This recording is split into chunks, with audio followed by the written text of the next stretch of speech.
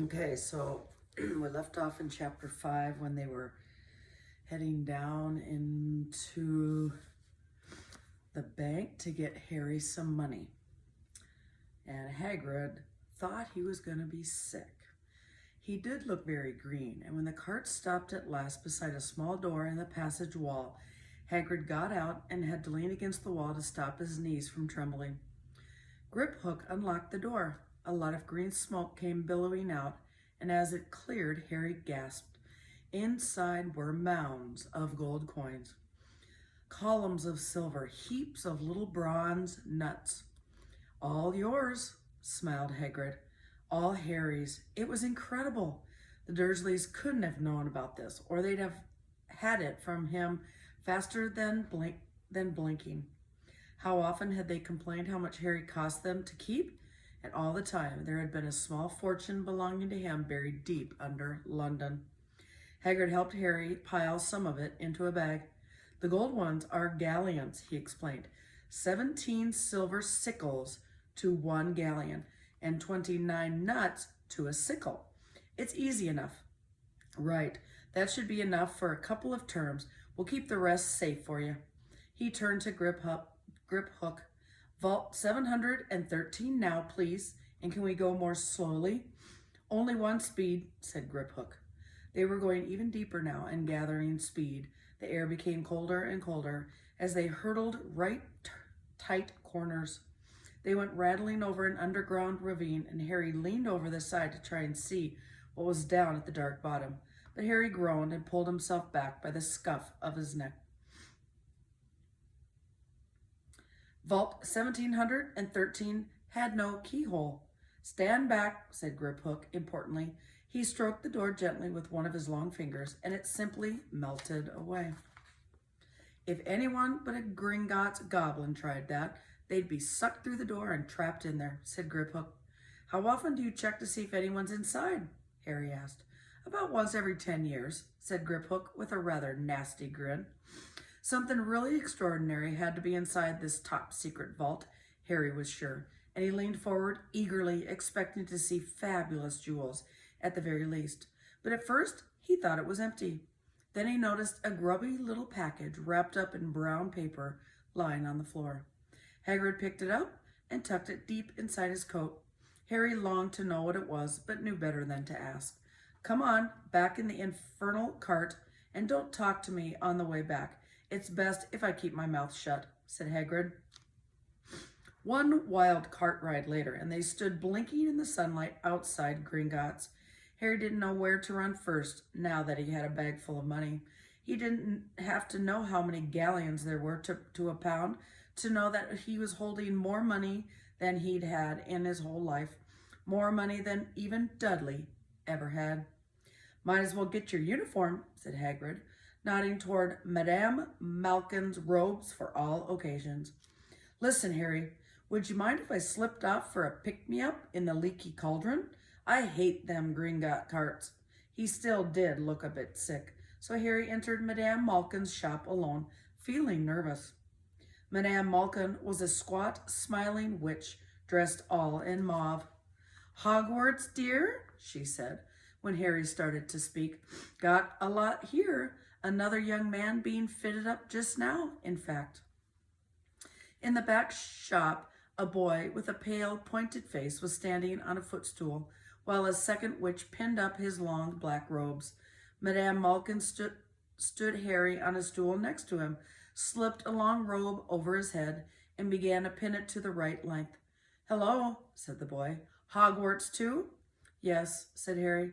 My father's next door buying my books, and my mother's up the street looking at wands, said the boy. He had a bored, drawling voice. And then I'm going to drag them off to look at racing brooms. I don't see why first years can't have their own. I think I'll bully father into getting me one, and I'll smuggle it in somehow. Harry was strongly reminded of Dudley. Have you got your own broom? The boy went on. No, said Harry. Play Quidditch at all? No, said Harry again, wondering what on earth Quidditch could be. I do. Father says it's a crime if I'm not picked to play for my house, and I must say I agree. Know what house you'll be in yet? No, said Harry, feeling more stupid by the minute. Well, no one really knows until they get there, do they? But I know I'll be a Slytherin. All our family have been. Imagine being a Hufflepuff. I think I'd leave. Wouldn't you? Said Harry, wishing he could say something a bit more interesting. I say, look at that man, said the boy suddenly, nodding toward the front window. Hagrid was standing there, grinning at Harry and pointing at 2 large ice creams to show he couldn't come in. That's Hagrid, said Harry, pleased to know something the boy didn't. He works at Hogwarts. Oh, said the boy, I've heard of him. He's a sort of servant, isn't he? He's the gamekeeper, said Harry.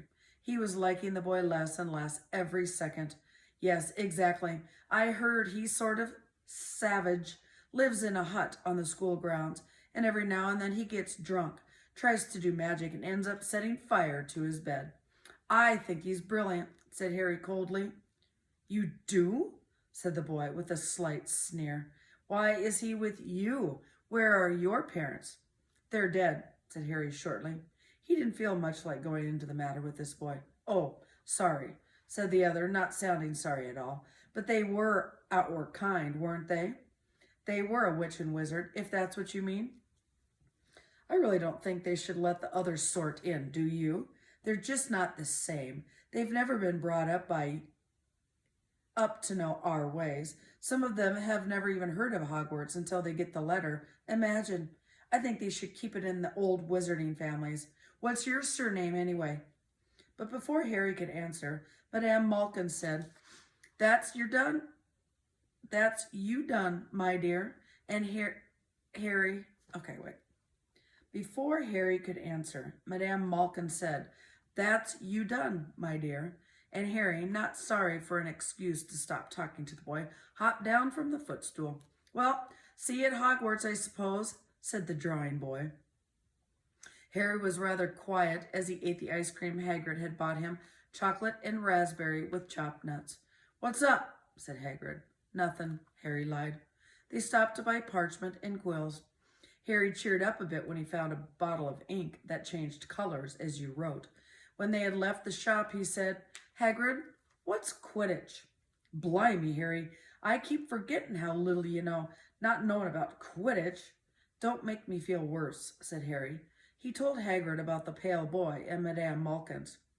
And he said people from Muggle families shouldn't be allowed in. You're not from a Muggle family. If he'd known who you were, he'd grown up knowing your name if his parents were wizarding folk. You saw that everyone in the Leaky Cauldron was like when they saw you. Anyway, what does he know about it? Some of the best I ever saw were the only ones with magic in them, and a long line of muggles. Look at your mom. Look what she had for a sister. So what is Quidditch? It's our sport, wizard sport. It's like soccer in the Muggle world. Everyone follows Quidditch, played up in the air on broomsticks, and there's 4 balls, sort of hard to explain the rules. And what are Slytherin and Hufflepuff? Schoolhouses. There are 4. Everyone says Hufflepuff are a lot of duffers, but I bet I'm in Hufflepuff, said Harry gloomily. Better Hufflepuff than Slytherin, said Hagrid darkly. There's not a single witch or wizard who went bad who wasn't in Slytherin. You know who was one. You know who was at Hogwarts? Years and years ago, said Hagrid. They bought Harry's school books in a shop called Flourish and Blots, where the shelves were stacked to the ceiling with books as large as paving stones bound in leather. Books the size of postage stamps in covers of silk.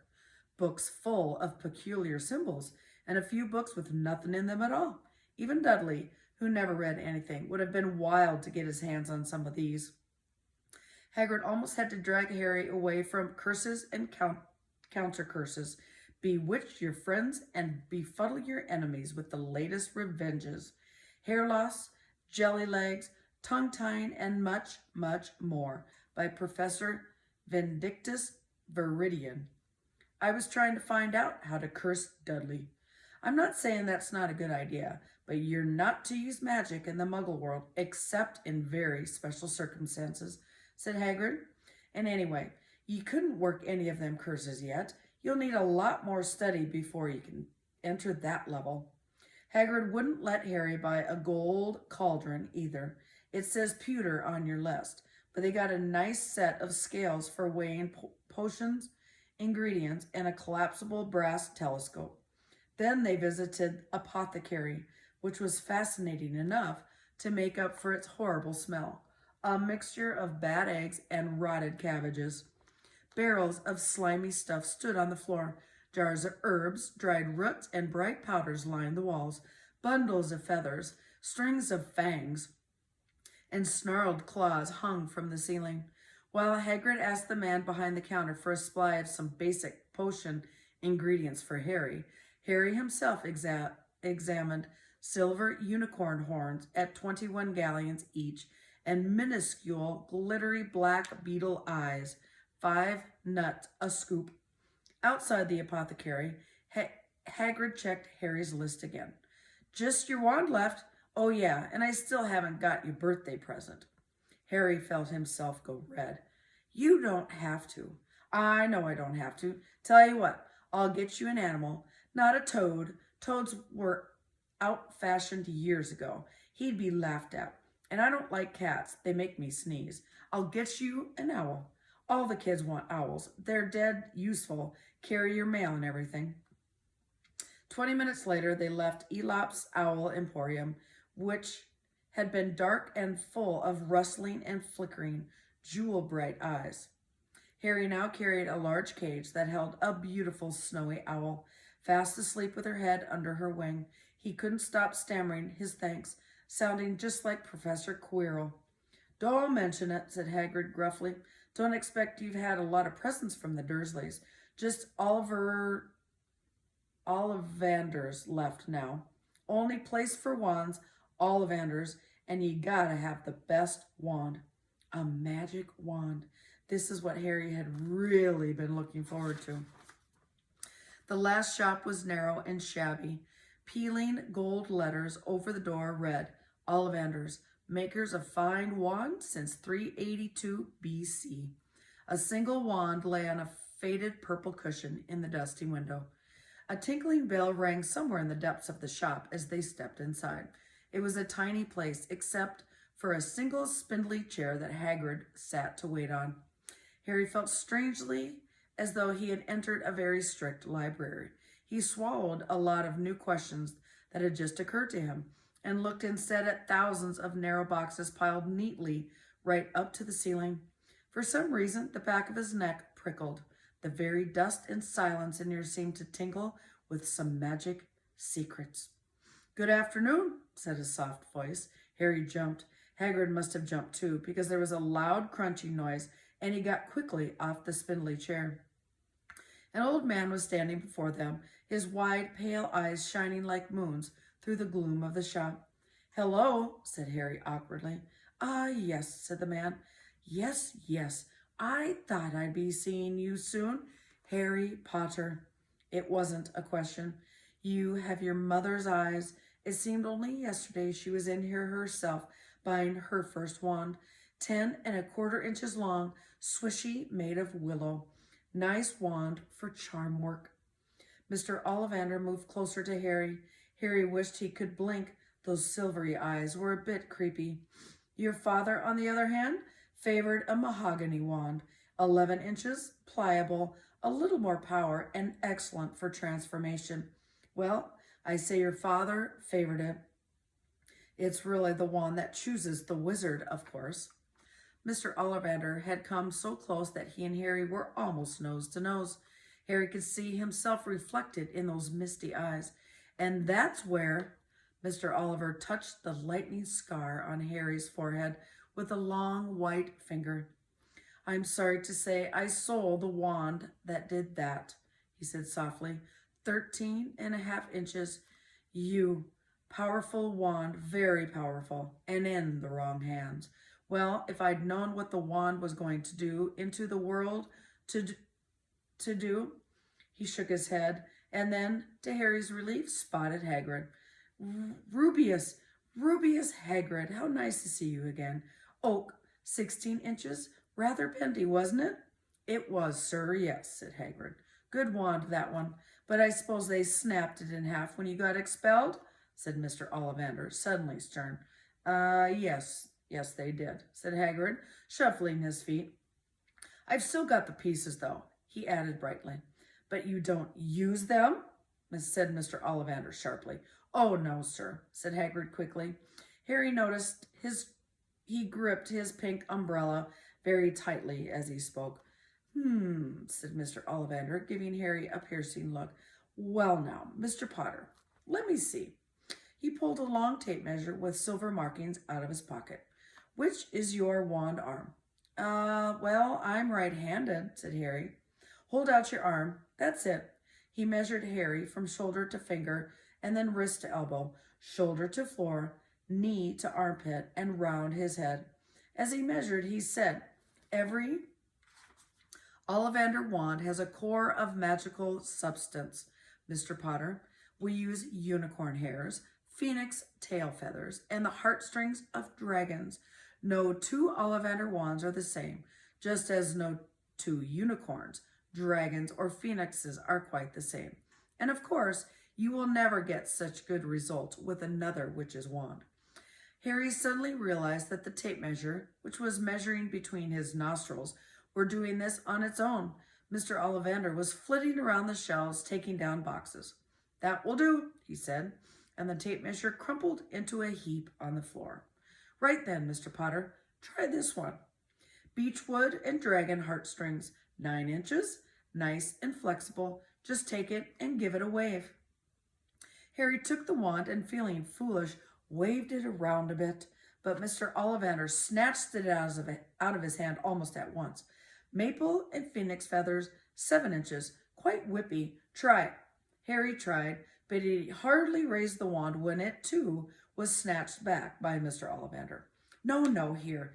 Ebony and unicorn hair, 8.5 inches. Springy. Go on. Try it out. Harry tried, and he had no idea what Mr. Ollivander was waiting for.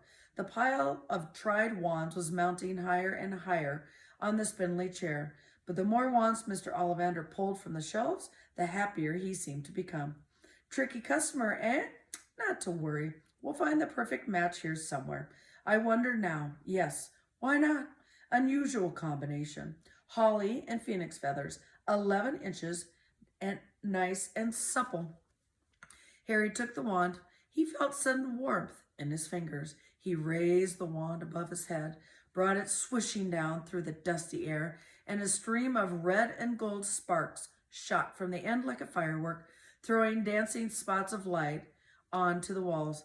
Hagrid whooped and clapped, and Mr. Ollivander cried, Oh, bravo! Yes, indeed. Oh, very good.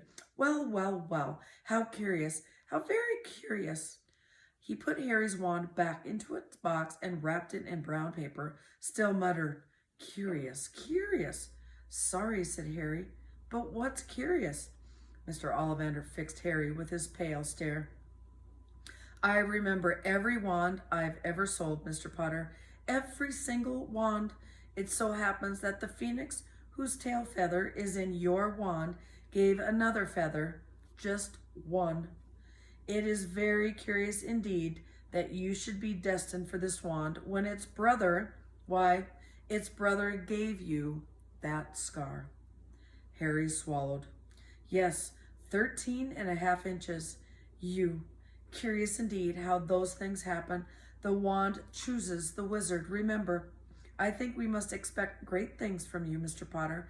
After all, he who must not be named did great things. Terrible, yes, but great. Harry shivered. He wasn't sure he liked Mr. Ollivander too much. He paid 7 gold galleons for his wand, and Mr. Ollivander bowed when they left his shop. The late afternoon sun hung low in the sky as Harry and Hagrid made their way back down Diagon Alley, back through the wall, back through the leaky cauldron, now empty. Harry didn't speak at all as they walked down the road. He didn't even notice how much people were gawking at them on the underground, laden as they were with all their funny-shaped packages, with the snowy owl asleep in its cage on Harry's lap. Under another escalator, out into Paddington Station, Harry only realized when they were where they were when Hagrid tapped him on the shoulder. Got time for a bite to eat before your train leaves, he said.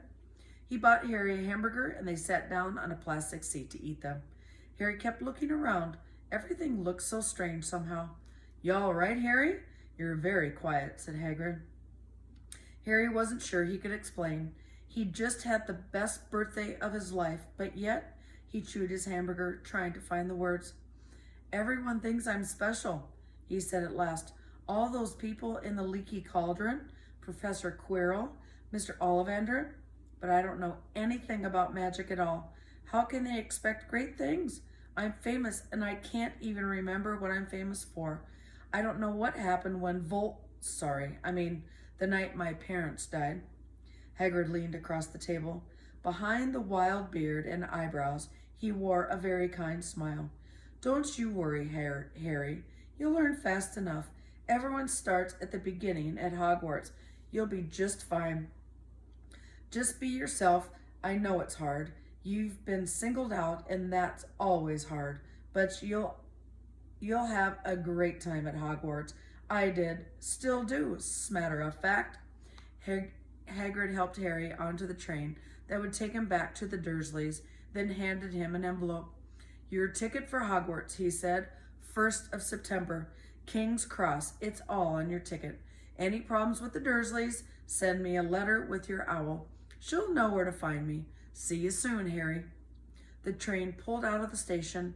Harry wanted to watch Hagrid until he was out of sight. He rose in his seat and pressed his nose against the window, but he blinked and Hagrid was gone.